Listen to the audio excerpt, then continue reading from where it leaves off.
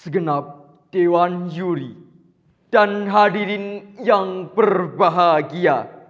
Assalamualaikum warahmatullahi wabarakatuh. Salam sejahtera untuk kita semua. Puji syukur marilah kita panjatkan kehadirat Tuhan Yang Maha Esa atas segala limpahan nikmat dan karunia-Nya yang diberikan kepada kita semua. Pada kesempatan kali ini, izinkanlah saya untuk menyampaikan sebuah pidato yang berjudul Bekal Pemuda sebagai Generasi Penerus Bangsa. Saudara-saudariku sebangsa dan setanah air. Sejenak mari kita renungkan dan bandingkan bagaimana suasana hidup di negara yang merdeka dan terjajah. Mana yang lebih nyaman? Tentu di negara yang merdeka, bukan? Ya, di negara yang merdeka seperti bangsa kita ini.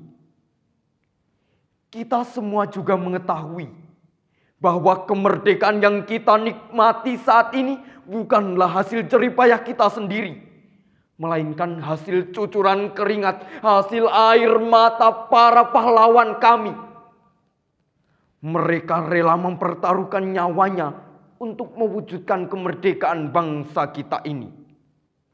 Lalu, kita sebagai generasi penerus bangsa, apakah tugasnya hanya bermalas-malasan saja? Tidak seperti itu. Cobalah kita tengok data-data sejarah perjuangan bangsa kita. Tentu kita semua akan melihat begitu besarnya peranan pemuda dalam mengukir sejarah perjuangan bangsa kita.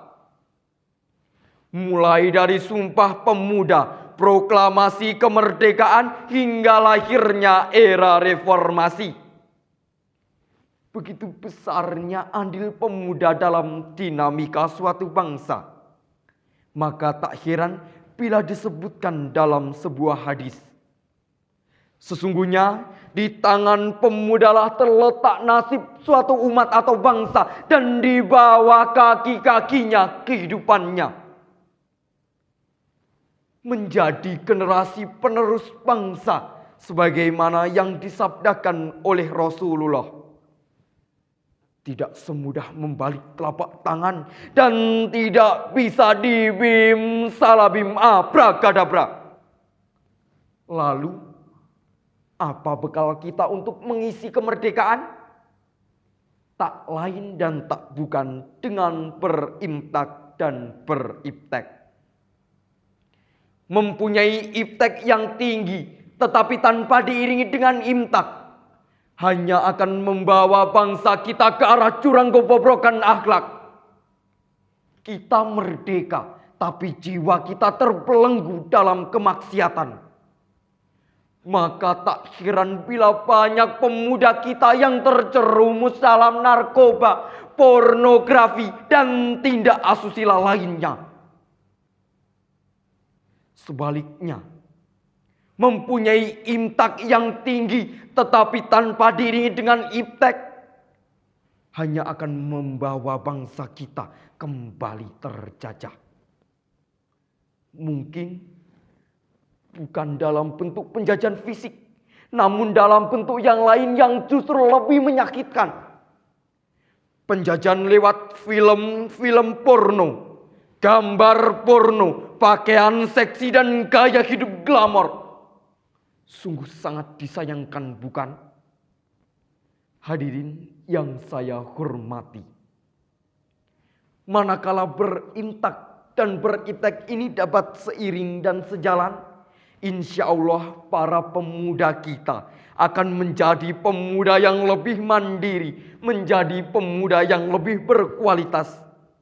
Sebagaimana ungkapan berikut.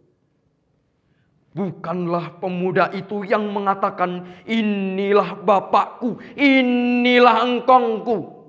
Tetapi pemuda yang sebenarnya, pemuda yang sesungguhnya yang berani mengatakan inilah saya. Hadirin yang berbahagia, kesimpulannya, sebagai generasi penerus bangsa, kita boleh berotak Jerman, tetapi kita juga harus berhati mulia. Kita semua boleh menguasai iptek yang setinggi-tingginya, namun iman dan takwa harus tetap kita prioritaskan. Jayalah negeriku, bangkitlah pemudaku, membawa Indonesia merdeka secara lahir dan batin, merdeka secara ekonomi dan teknologi. Pandemi ini bukanlah hal untuk bermalas diri, namun justru untuk ajang berkompetisi.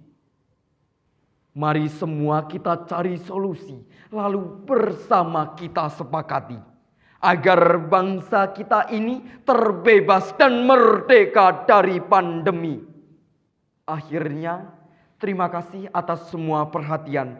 Mohon maaf atas segala tutur kata yang kurang berkenan.